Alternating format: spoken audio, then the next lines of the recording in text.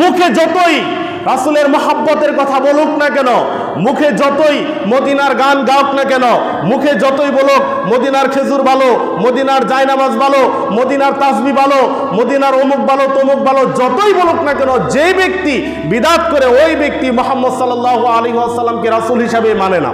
যে ব্যক্তি মুহাম্মদ সাল্লাল্লাহু আলাইহি ওয়াসাল্লামকে নবী হিসাবে মেনে নিয়েছে, যে ব্যক্তি মুহাম্মদ সাল্লাল্লাহু আলাইহি ওয়াসাল্লামকে রাসূল হিসাবে মেনে নিয়েছে, ওই ব্যক্তি কোনোদিন বিদআত করতে পারে না। যে ব্যক্তি মুহাম্মদ সাল্লাল্লাহু আলাইহি ওয়াসাল্লামকে নবী হিসাবে মেনে নিয়েছে, যেই ব্যক্তি মুহাম্মদ সাল্লাল্লাহু আলাইহি ওয়াসাল্লামকে রাসূল হিসাবে মেনে নিয়েছে, ওই ব্যক্তির মাধ্যমে কোনো বিদআত সংগঠিত হতে পারে না। কারণ আল্লাহ রাব্বুল আলামিন রাসূলকে প্রেরণ করেছেন মানুষের সমগ্র মানব জাতির হেদায়েতের জন্য।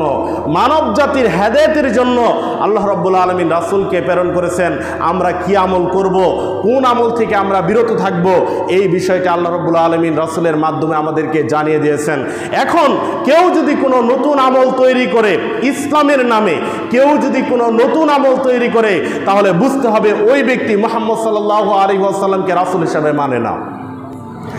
মুখে যতই রাসূলের মহব্বতের কথা বলুক না কেন, মুখে যতই মদিনার গান গাওক না কেন, মুখে যতই বলুক মদিনার খেজুর ভালো, মদিনার জায়নামাজ ভালো, মদিনার তাসবিহ ভালো, মদিনার অমুক ভালো তমুক ভালো, যতই বলুক না কেন, যে ব্যক্তি বিদআত করে ওই ব্যক্তি মুহাম্মদ সাল্লাল্লাহু আলাইহি ওয়াসাল্লামকে রাসূল হিসাবে মানে না।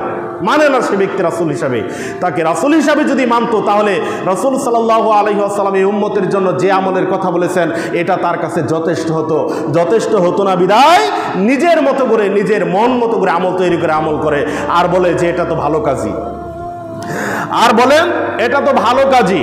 আল্লাহ রাব্বুল আলামিন আমাদেরকে বুঝার তৌফিক দান করুন। যেটা আল্লাহ নবী বলে গেছেন আমল, সেটাই ভালো আমল। যেটা আল্লাহ নবী বলেন নাই, মানুষ তৈরি করেছে, ওই আমল জিন্দেগিতেও ভালো হতে পারে না। ওই আমল আপনার চোখে ভালো হতে পারে, ওই আমল মুফতির চোখে ভালো হতে পারে, ওই আমল শায়েখের চোখে ভালো হতে পারে, ওই আমল পীর সাহেবের চোখে ভালো হতে পারে, কিন্তু যে আমলের কথা মুহাম্মদ সাল্লাল্লাহু আলাইহি ওয়াসাল্লাম বলে যান নাই, সেই আমল কোশ্চিন কালেও ভালো হতে পারে না।